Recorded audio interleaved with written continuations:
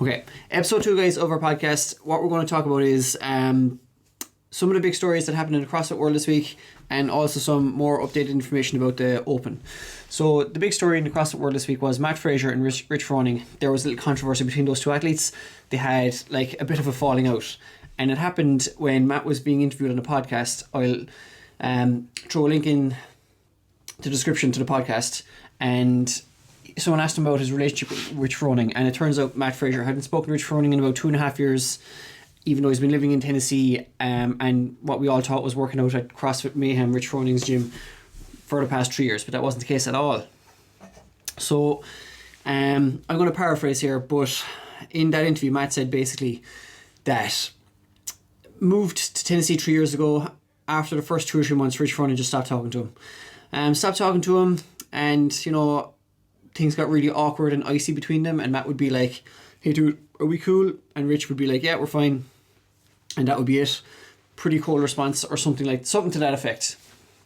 And anyway, that was just a situation, so they just avoided each other. And when the lockdown came in during the start of last year, or in March last year, Matt texted Rich and was just like, "Is it okay if we still train at the gym?" And Rich replied like, "No, it's not okay, because it wouldn't be fair on the paying members and all this shit." And I think that's like bullshit, because if I had an elite athlete in my gym, and I mean proper elite athlete that's winning the games, I would definitely let them train on their own in the gym, and I'm sure everyone would be really understanding about that. It's totally fair enough. Rich did like respond to the interview, and his response was totally watery, right? And I think what happened was, everyone in the CrossFit community is like, "Oh, they're great guys, you know, I hope they work it out," and all this kind of shit. Whereas I'm kind of thinking that Rich really just made a mistake here, and he was in the wrong, but it's all resolved now anyway. But back to what Matt said, there was more stuff, which I don't want to paraphrase in case I get it wrong, but going off that story anyway with the lockdown, Matt basically packed up his stuff, moved back to another location, was training there because he has a home gym somewhere else anyway, and he did all his training there for the games. Same with Tia and her coach Shane, but Tia went to collect some gear from the gym, and she rocked on, and there was a load of people in the gym training, and basically when she walked into the gym, according to Matt, their faces dropped and they were caught rotten. Also, there was other weird stuff as well about anyone who's worked out with Matt and Tia were like kicked out of WhatsApp groups and stuff like that, weren't involved in the team stuff anymore, all this really bitchy shit. So it was kind of a case of, if you talk to Matt Frazier or Tia Claire Toomey, you're dead to me, kind of a thing. And what Rich said about that was, he didn't really say anything about the WhatsApp groups or anything like that. He did say there was like barefaced lies and stuff like that in the interview, but he did admit that in hindsight he should have let Matt train in the gym during the lockdown. He shouldn't have been the way he was. And then he kind of tried to backpedal a little bit by saying, "Oh, but he had a key to the gym, so you know he could have come anytime he wanted." But like, if I gave somebody a key to the gym and I told them not to train in the gym, I would definitely expect them not to go to the gym. I wouldn't expect them to break my request or my wishes and just carry on training in the gym. That wouldn't fly with me or any other gym owner. I'd say every other gym owner out there would be the exact same. And then Rich's response was incredibly watery as well. So he said he didn't listen to the interview, and then he referenced part of the interview, and he said he's heard from other people telling him what was said in the interview and all this kind of shit. And his response has since been taken down. It was up on the YouTube live. It came across really badly, and it's since been taken down, but it's still out there, and I will post a link to a video I found with the interview up there, and people can make up their own minds, but I think it's pretty evident anyway. And then Rich's response was circulating online. Matt's interview or podcast, whatever, was also floating about. I've seen Morning Chalk Up, which is like the news page of CrossFit, kind of on their Instagram reposted a few bits of Rich saying like blah blah blah, barefaced lies and all this kind of shit, and then Matt wrote a huge like stern response, and I took a screenshot, but basically what he said was there's a lot to the story and we're going to work through it, but one thing is I'm not a lawyer. So he was like, that's a really firm response in my opinion to what was being said by Rich. Like, and after that was posted, about 18 hours later, so probably like the next day, there's a picture of the two lads shaking it out, and Matt's just like, oh, we buried the hatchet, worked through it, we're good. And Rich's response was just like, oh, we're good, just leave us alone. And that's pretty much what happened. But like, I think it's evident that Rich referenced in his interview like about it, or his response about it in his like online statement, that he had like some tendonitis in his knee and he couldn't squat properly for 2 years. And like, Matt Frazier came along, and Matt is at the peak of his powers at the moment. He is by far the best in the world. He's on his 5-in-a-row win streak. He'd won 3 in a row at that stage. Was going for 4 in a row, I think. And like, he could do anything and everything, as Rich said. And I'd say Rich just got fucking jealous, because to be the best in the world, you have to be like this ultimate competitor. And he's just like incredibly competitive, but couldn't do anything about the fact that Matt's like genuinely better than him, and like even further ahead, because Rich was injured at the time as well anyway. But that brought me to an interesting thought anyway. That was the big CrossFit story anyway. That was online. All that shit was happening. I'll, like I said, put links below this video so you can see what the crack was there. But I was thinking about Matt Frazier and Rich Froning, and like, there's always a big comparison between the two lads online. It's always like, who would be better, you know, Frazier versus Froning. Struggling to get the words out here, but Frazier and Froning, who would be better, who would win, blah blah blah. And I know they've done workouts against each other in the past, but in those situations, which Rich was much further into his career than Matt was. So he had a good like something like 2 or 3 or 4 years, about 3 or 4 years ahead of Matt. I'm not sure which it was. We'll just say, for the sake of argument, it was about 3 years. He had about a 3-year head start on Matt. And that makes a huge difference in this situation to like a new sport. And like, going off the wins that Rich had and going off the wins that Matt has, Matt's wins have been extremely dominant. He's been way ahead of the pack. Only in 2019 was there a chance of him not actually winning the CrossFit Games again, but part of that had to do with him being penalised for a little bit of weight falling out of, or a sandbag falling out of his ruck run, and he was penalised really heavily for that, because he was 400 metres away from the finish line and they added on a minute onto his time, which is totally not proportionate at all, because basically he was running down one straight, had to turn a corner, and he was literally on the home straight and there was no one near him, and he came like 5th or something, and they added on like a minute onto his time and it knocked him down to like 17th, and that's why he was so far down and not as dominant as usual in that year. But like, Rich Froning, it was a totally different field back in the day as well. The athletes now are way better than they were 5 or 6 years ago, just way better, without question. They've had more time doing CrossFit. There's a lot of athletes that would normally go into other sports instead of these journeymen. No offense to the journeymen, they were good, like better than me, so I don't care. But like, you have young men and women who'd otherwise become like, you know, bobsledders or soccer players or American football players or whatever it is, or like over in the European countries, soccer players again, or some other sport, who knows what it is, athletics, gymnastics, something like that. Or they would have come from a proper gymnastics background and just narrowly missed the national team or something like that. Same with the weightlifting, and they just transitioned to CrossFit and they're absolutely smashing it now. So they're way better. You had these kind of like semi-pro level athletes that are turning to CrossFit and becoming pro level athletes, whereas back in the day it was just whoever kind of adapted the quickest to CrossFit was just the best. As in, if you could do like a 60 kg snatch and a couple of ring muscle ups, you were brilliant. Like, but that's not the case anymore. And like, you can even tell, and Matt says this as well in his interview about the clean and jerk ladder. Like, Rich's clean and jerk, this was in 2015, I think. 2015, 2016, I think it was 2015. Basically, his clean and jerk, like, he came 3rd place and he clean and jerked, I think it was 345 pounds, which is roughly like 150 kilos. And that was like the 3rd heaviest jerk, clean and jerk of the day. Whereas now, like, Matt had won the clean, the one with Max Clean in like the 2019 CrossFit Games, and like it was like 108 kilos, and it was perfect as well. Like there was a little bit of struggle, but his form was perfect. Whereas when Rich is weightlifting, he's like a lot of little quirks to his lifts. For example, like he's got this huge elbow bend in his snatch because he grabs the bar too narrow, and he's bending his elbows trying to pull the bar into his hip. But he's able to make it work for him because he's got great squat mechanics and hip mobility. So he can, even though he's got a narrow grip in the snatch, he can still catch it absolutely fine because he's so upright in the bottom of the squat. So that wouldn't work for like 99% of people because we wouldn't have the same hip mobility as Rich does. And apparently the reason he grabs the bar really narrow like that is because he gets some wrist pain if he grabs it properly like he should.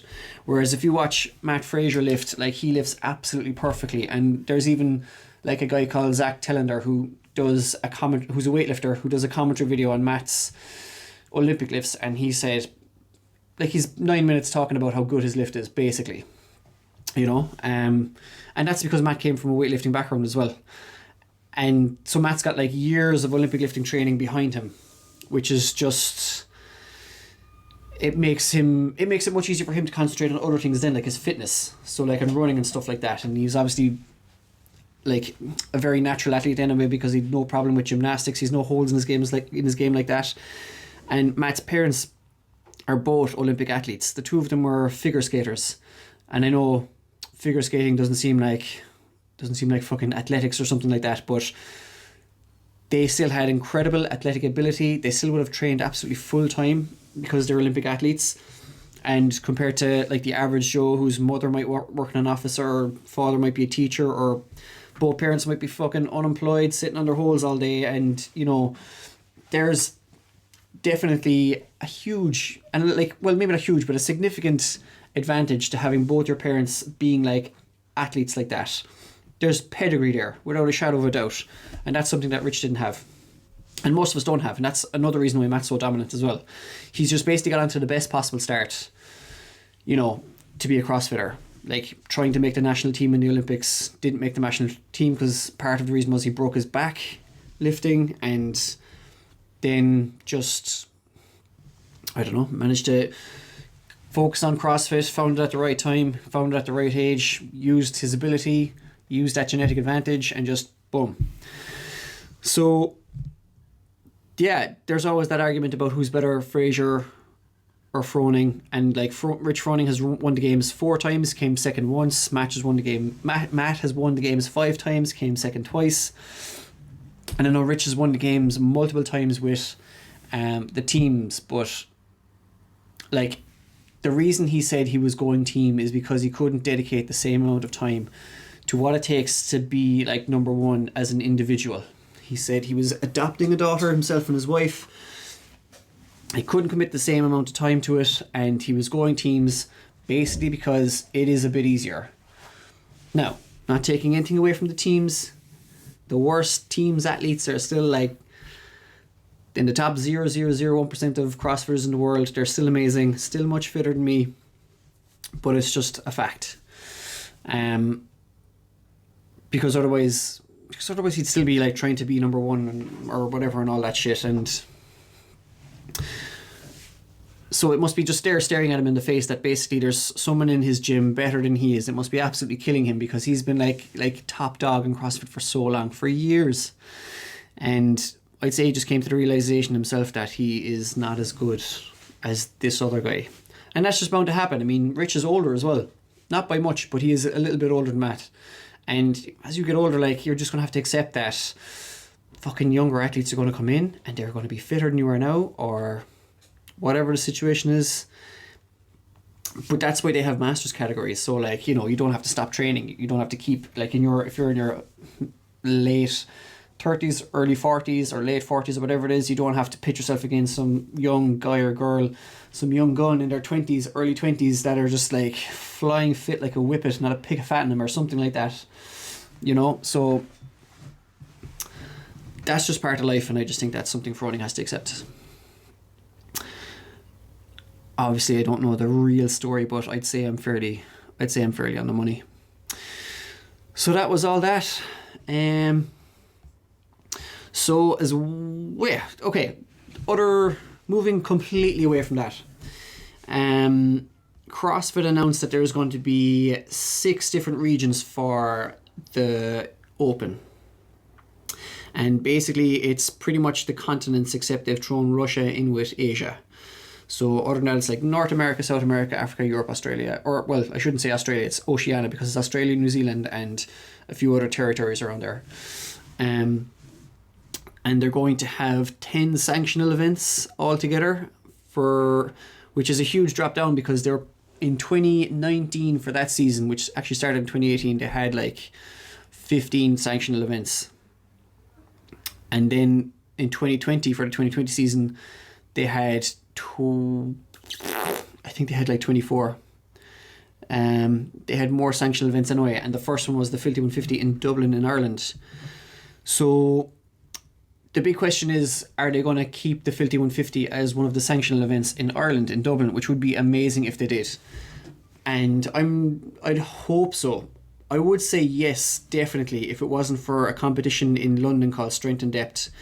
And the reason I'd say yes, definitely, is because like the Filthy 150 has like really good ties with CrossFit. Justin Medeiros is one of the guys that won the Filthy 150 at the start of the 2020 season in 2019, and came third in the CrossFit Games. Came third, I think. Yeah, I think he came third. Did he? I think he did. And they got, great publicity from CrossFit HQ and stuff like that. There does seem like there's strong ties there. There was one of the open workouts in 2019 was kind of Filthy 150 connected. It was held in Ireland. It was Mickey Smith and Niall McCarthy. So I would say they're like a shoo-in for, getting that title or whatever, or being the sanctional event in Europe. But there's probably going to be at least 2 anyway, because 10 sanctional events, and then between the 6 territories, I'm guessing they'll have 1 in South America, 1 in Africa, maybe 1 in Oceania, which is Australia, New Zealand, etc. So that's 3 gone. They'll probably have 2 in Europe, so that's 5 gone. 2 in Asia and 3 in North America. That's how I imagine it would be, because there's just more kind of top level athletes at the moment still in North America, so they might get that extra sanctional. But back to the Filthy 150, like I said, the only competition is Strength and Depth in the UK, and that is a big event, and that was actually a sanctional event before the Filthy 150 was, the year before the Filthy 150 was. And like Matt Frazier was there last year, or the last time it was on. They got a lot of big athletes there. London is a big destination, it's a big city, it's bigger than Dublin. So maybe with a bit of luck, it might be like Strength and Depth in London and the Filthy 150 in Dublin. There's other sanctional events as well, like the French throwdown, the Spanish throwdown, the Italian throwdown or showdown or whatever it's called. There was meant to be a sanctional event in Iceland as well, but I just don't think they're as big as the Filthy 150 or Strength and Depth. They are big, but I just don't think they're as big. Because you just don't see as much, probably a bit of confirmation bias on my side as well, but you just don't see as much, I don't know, as much of that strong tie with HQ, or HQ reposting stuff about the Filthy 150. We'll see what happens. Basically, the point I'm trying to make is, it'd be really nice if we could have a sanctional event in Ireland. That would be savage. That would be a huge sporting event. And the guys at Filthy 150, CrossFit Bua, they ran a really good event as well when it was on up in, I think it was Punchestown. So yeah, other stuff to do with the Open then, which is relevant to the normal people, besides having an possible CrossFit event in Ireland, is they've released a whole lot of stuff to do with CrossFit Open, like a big rule book about what's going to happen and things like that. They've given out dates for the stages of the CrossFit Open. So like basically registration begins on January 7th, the Open begins on the 11th of March, then you've quarterfinals, which is something new, which is the 5th of April, then you've Masters and Teens the 3rd of May, etc, etc. So with that as well, with this new rule book, is there, in previous Opens they've had like RX and scaled. Now they're going to introduce a third category, which is going to be called foundations. So you have RX, scaled, and foundations. So this is relevant to our members because there'll be some people who are able to do that category. Like that's going to make it completely accessible for everyone, I imagine. So like, not that people will be throwing out excuses, but you won't have any excuse to not do the open. I also think it'll make like the scaled category a little bit harder as well. So if you have, possibly something like bar muscle ups, for example, in the RX, that'll be like pull-ups for the scaled, and then it'll be like jumping pull-ups for the foundation. That's probably going to be the way it's going to work. Or something like, if you dumbbell box step-ups for the RX, you just have regular step-ups for the scaled, and then just lunges for the foundation or something like that. And they're going to have individual leaderboards as well for the foundations, the scaled, and the RX. But if you mix and match your workouts, you're not going to be in those scaled leaderboards or foundation leaderboards. So like, unless I do all the workouts, all 3 workouts in that foundation way, that's the only way I'm going to appear on that leaderboard. If I like do a foundation here and a scale there, that's going to take me out of that leaderboard. I hope that makes sense. So that's cool. That like opens up things even further for people. And I think there was a huge gap as well in the past between like RX and scaled categories, as in like the RX was like, chest to bar pull-ups, then the scale was like jumping pull-ups, which is a huge gap. And I think some of the scaled athletes were a bit like, not pissed off, but slightly kind of miffed because, they'd have been like, okay, I can't do chest to bar pull-ups, but I can do regular pull-ups, something like that. And they were just like, oh, it's a bit of a joke. Some parts could have felt like a bit of a joke, but this is much better now. This solves that problem. This makes the kind of scale option more significant, I guess. Yeah, so that's the open, and that's pretty much everything to do with that. Then I guess the other thing I was going to get to was Puma have released a shoe for CrossFit. And I have a photograph of the shoe here in front of me. But it's interesting because Reebok's contract with CrossFit is ending this year, and I don't think they're going to continue. And the CEO, whose name is Eric Rosa, he hinted at another shoe company taking over the mantle of the CrossFit Games. So in my head, I was thinking it could be Nike. I was like, I hope it's Nike. I think they do a good job, like the Nike CrossFit Games. But it could be Puma because they're after releasing a shoe. Maybe not though. They could just be releasing a shoe because it is like there's loads of market for CrossFit shoes. There's loads of potential there. CrossFitters love their shoes. But yeah, that's interesting. But anyway, looking at the shoe, to be honest, my first impression is it doesn't look great. But you can never really there's always a significant difference between looking at a photograph of a shoe and having the shoe in person and feeling it and putting it on and holding it in your hand and seeing how heavy it is and then putting it on your foot and see what it feels like walking around. There's always that big massive gap between like looking at the photo and what it actually looks like in reality. But yeah, looking at this photograph anyway, I'm going to post a photograph with this video as I'm talking about it, but the problem with the shoe is it's raised on either end. So it's got a raised toe and a raised heel.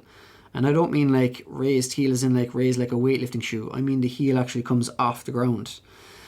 Like this kind of, what would you call it? Like arcs up off the ground, which is shit because a good CrossFit shoe will have like a flat heel. And a good CrossFit shoe is supposed to be that hybrid between like a normal runner and like a weightlifting shoe. I prefer a flat, like zero drop, which means there's no raise at all in the heel, a zero drop flat base for my foot, so the sole is all the same depth. It's not higher in the end than it is at the start. So whenever you look at a shoe online, you say it's got a drop of like 4mm or 6mm or something like that or more. That means like the heel is like higher than the toe, basically. And it's fine in CrossFit terms if you have something that's a kind of a hybrid shoe like that has the raised heel, so you can do like, relatively heavy weightlifting movements or feel stable in a squat especially if you have like limited ankle mobility. You can throw on a pair of CrossFit shoes and it works well that way. But you want the heel to be flat, basically is what I'm trying to say. The heel should be really flat, the toe should be flexible.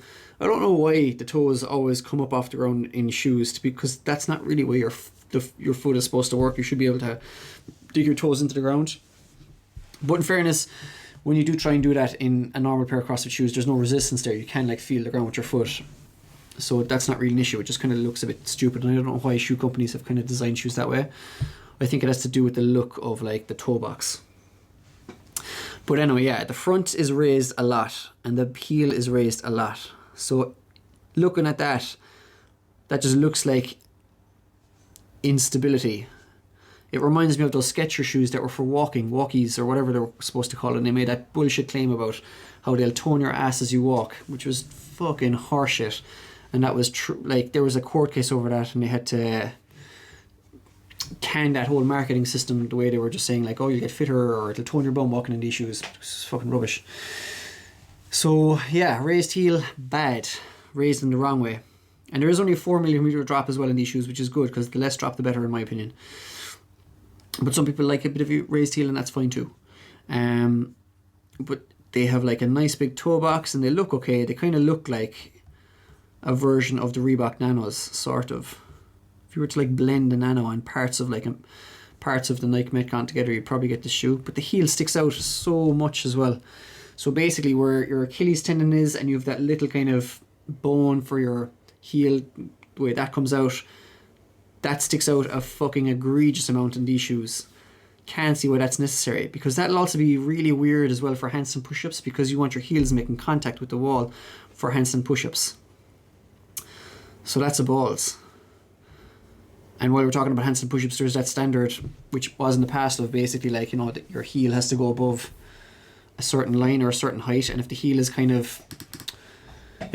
coming away from where the bottom of your foot is, that's going to be a problem. If you look at this picture anyway, it's going to make sense.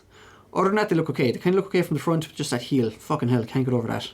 Looks weird even from like a different angle. You can still see the heel being like really big and strange looking. I don't know. Be interesting to see if anyone buys it anyway, because like I said, it's always different having the shoe in person. But yeah, they're called Fuse training shoes. Interesting. They're $90. I'm not sure what that's going to be in euros. Probably going to be around €90. And that's it. So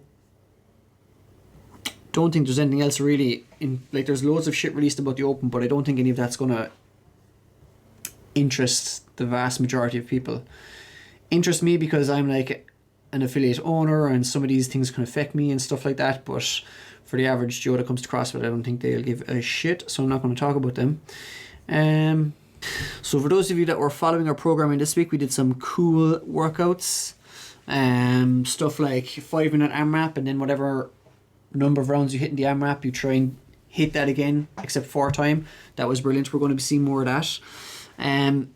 We're off to a good start. This week of the programming has been kind of nice and fairly moderate to kind of easy, nothing too cruel, and we're just going to keep the same system going again for next week, building on what we've done this week, and just like a gradual increase in like levels of intensity, hopefully so gradual you won't even notice. Weather is freezing at the moment, so I'm not sure if many people are going to go running. I'm actually going to try a run this evening. I hope I don't fall and break my neck. Yeah, and that's pretty much all I have to say about that. That was like the big news stories that came from the CrossFit world today, or this week. Cool, might as well quit while I'm ahead. That's pretty much all I have to say for the moment, guys. Peace.